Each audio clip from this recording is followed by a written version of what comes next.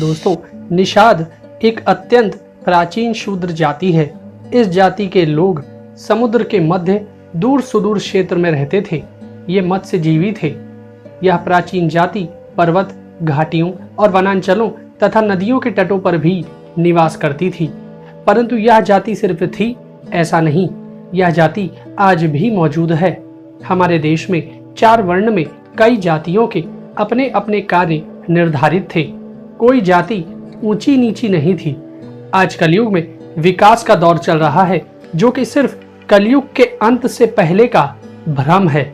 इसीलिए कई जातियां अपना मूल धर्म छोड़कर विकसित होती जा रही हैं, क्योंकि आज का मनुष्य उसे नीचा दिखाता है। खैर, ये तो आज के मनुष्य की मानसिकता है। चलिए जानते हैं आज की इस कथा को।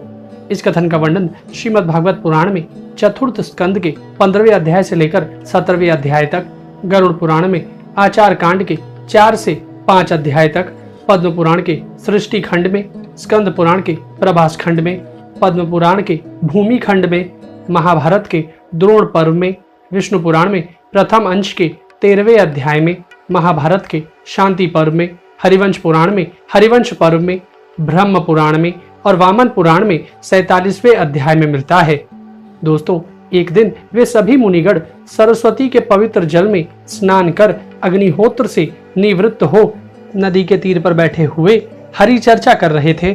उन दिनों लोकों में आतंक फैलाने वाले बहुत से उपद्रव होते देखकर वे आपस में कहने लगे, आजकल पृथ्वी का कोई रक्षक नहीं है, इसलिए चोर डाकुओं के कारण उसका कुछ अमंगल तो नहीं होने वाला है। मुनिगण ऐसा विचार कर ही रहे थे कि उन्होंने सब दिशाओं में धावा करने वाले चोरों और डाकुओं के कारण उठी हुई बड़ी भारी धूल देखी। देखते ही वे समझ गए कि राजा वेन के मर जाने के कारण देश में अराजकता फैल गई है, राज्य शक्तिहीन हो गया है और चोर डाकू बढ़ गए हैं। यह सारा उपद्रव लोगों का धन लूटने वाले तथा एक दूसरे के रक्त के प्यासे लुटेरों का ही है। अपने तपोबल से लोगों को ऐसी कुप्रवृत्ति से रोकने में समर्थ होने पर भी ऐसा करने में हिंसा आदि दोष देखकर उन्होंने इसका कोई निवारण नहीं किया। फिर सोचा कि ब्राह्मण यदि समदर्शी और शांत स्वभाव भी हो तो भी दीनों की उपेक्षा करने से उसका तप उसी प्रकार नष्ट हो जाता है जैसे फटे हुए घड़े में से जल बह जाता है। फिर राजा अंग का वंश भी नष्ट नहीं होना चाहिए, क्योंकि इसमें अनेक भागवत परायण राजा हो चुके हैं। ऐसा निश्चय कर वे राजा वेन के शव के पास पहुंचे और फिर उन्होंने मृत वेन की जांघ को बड़े जोर से मथा तो उसमें से एक बौना पुरुष उत्पन्न हुआ। वह कौवे के समान काला था। उसके सभी अंग और खासकर भुजाएं बहुत छोटी थी, जबड़े बहुत बड़े, टांगे छोटी, नाक चपटी, नेत्र लाल और केश तांबे के से रंग के थे। उसने बड़ी दीनता और नम्र भाव से पूछा कि मैं क्या करूं? तो ऋषियों ने कहा, तुम निषीद अर्थात निषिद्ध बैठ जा। इसी से वह निषाद कहलाया। उसने जन्म लेते ही राजा वेन के भयंकर पापों को अपने ऊपर ले लिया। अतः निषादगढ़ वेन के पापों का नाश करने वाले हुए। उसी निषाद के आधार पर निषादों की उत्पत्ति हुई। अतः वे गांव और नगर में ना टिककर वन और पर्वतों में ही निवास करते थे। इसी से वे विंध्याचल निवासी हुए। उन निषादों ने ही धीवरों को जन्म दिया।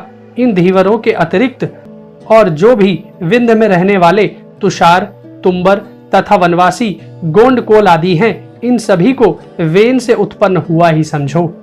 दोस्तों, वैसे तो सनातन धर्म में 4 ही वर्ण हैं, परंतु आज का समाज निषाद जाति को अच्छी तरह से परिभाषित नहीं कर पाया। इसीलिए निषाद को अपरिभाषित रूप से वर्ण में रख दिया गया। निषाद गणों को हमारे भारतीय इतिहास में कई स्थानों पर प्राथमिकता प्राप्त है, चाहे वह रामायण हो या महाभारत या फिर पुराणों की कथाएं। हर क्षेत्र में इनकी प्रधानता रही है। त्रेता युग में श्री राम को उनके माता पिता ने 14 वर्ष का वनवास दिया था। उसके बाद उन्होंने सबसे पहला पड़ाव अपने घनिष्ठ मित्र निषाद राजगुह के क्षेत्र श्रृंगवेरपुर में ही डाला था। वहां पर पूरे निषाद समाज ने श्री राम के परिवार की सहायता की थी। शुक्ल पक्ष की पंचमी को निषाद राजगुह की और शुक्ल पक्ष की नवमी को भगवान श्री रामचंद्र जी की जयंती पूरे देश में मनाई जाती है। द्वापर युग में निषाद राज हिरण्यधनु का पुत्र एकलव्य मृत्यु लोक में बगैर किसी गुरु की शिक्षा के सबसे बड़ा धनुर्धर कहलाया।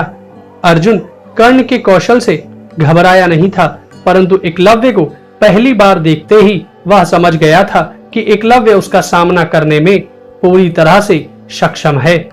दोस्तों, आज निषाद वंश को 578 जातियों में बांटा गया है, जिसमें मुख्य रूप से गोंड, कश्यप, मीणा, कोली, भील, राजभर, केवट, मल्लाह, बिंद, लोधी राजपूत, सोनकर, सोनी, पांड्या, द्रविड़, भोई, खरवार, मजवार इत्यादि हैं। आज निषाद वंश हमारे देश का एक महत्वपूर्ण अंग साबित हुआ है।